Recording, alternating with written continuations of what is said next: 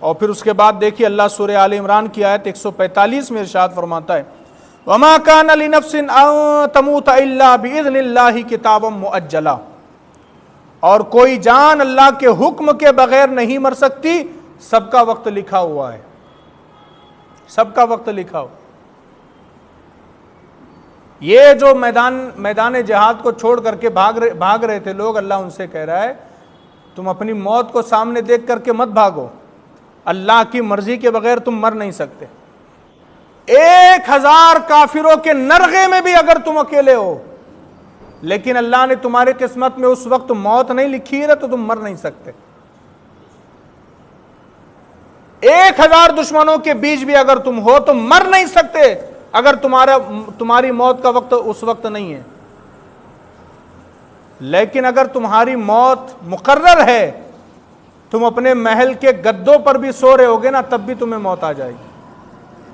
یہ تربیت ہے کہ کبھی موت سے تو ڈرنا نہیں چاہیے، بلکہ ہمارے کئی مفسرین کہتے ہیں کہ موت سے بڑھ کر کوئی تمہارا محافظ نہیں ہو سکتا،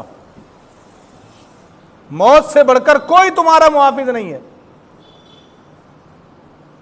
تو اس لیے کبھی دشمنوں کو دیکھ کر کے ڈرنا نہیں، موت کو دیکھ کر کے ڈرنا نہیں کہ یار کہیں میں مر نہ جاؤں۔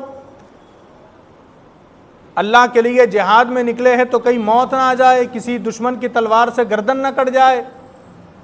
اگر اللہ نے تمہاری موت لکھی ہے تو پھر تو میدان جہاد میں بھی مرنا ہی ہے، گھر پر بھی مرنا ہی ہے۔ اگر موت لکھی ہے تو ایکسیڈنٹ کے اندر بھی مرنا ہے، حادثے میں بھی مرنا ہے۔ موت لکھی ہے تو گھر میں بستر پر بھی مرنا ہے بیماری سے۔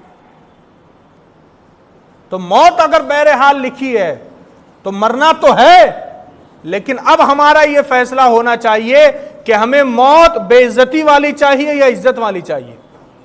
موت تو ہر حال میں آنی ہے، فیصلہ ہمارا ہے کہ اب وہ موت کسی دواخانے پر بستر پر ایڑیا رگڑتے ہوئے ہم کو موت آئے، یا اپنے رسول کی عزت کی خاطر ہمیں موت آئے، فیصلہ ہمارا ہے۔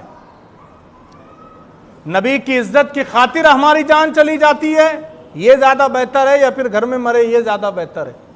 وہ ایک شاعر نے کہا نا، عزت سے نہ کیوں مر جائے ہم نام محمد پر، یوں بھی تو کسی دن ہم کو دنیا سے تو جانا ہے، جانا تو ہے دنیا سے، تو پھر حضور کے نام پر اپنی جان قربان کرے، اللہ کے لیے جہاد میں اپنی جان قربان کرے۔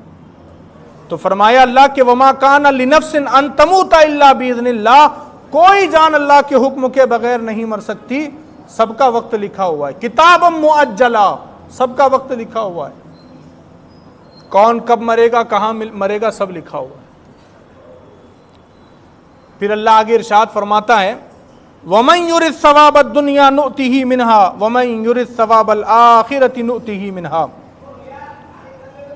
اور جو شخص دنیا کا انعام چاہتا ہے ہم اسے دنیا کا کچھ انعام دے دیں گے، اور جو آخرت کا انعام چاہتا ہے ہم اسے آخرت کا انعام عطا کر دیں گے۔ یعنی کہ اگر کوئی بندہ میدان جہاد میں صرف اس لیے آیا تاکہ اس کو کچھ مال ملے، پیسہ ملے، مال غنیمت حاصل ہو جائے، اگر اس کا صرف یہ مقصد ہے تو اس کو تو اللہ مال غنیمت میں سے حصہ تو دے ہی دے گا۔ لیکن جس کا مقصد آخرت حاصل کرنا ہے، اللہ کی رضا حاصل کرنا ہے، تو اب جس کا مقصد دنیا کی دولت حاصل کرنا ہے اسے صرف دنیا کی دولت ملیں گی، اللہ کی رضا نہیں ملیں گی۔ لیکن جس کا مقصد اللہ کی رضا حاصل کرنا ہے، اب اس کو اللہ کی رضا بھی ملیں گی، دنیا کی دولت بھی ملیں گی۔ تو فرمایا کہ جس کو دنیا چاہیے دنیا دیں گے، جسے آخرت چاہیے آخرت دیں گے۔ اور پھر کہا کہ وَسَنَجْزِي الشَّاكِرِينَ، اور عنقریب ہم شکر ادا کرنے والوں کو صلہ عطا کریں گے، عنقریب ہم ان کو بدلہ دیں گے اس کا۔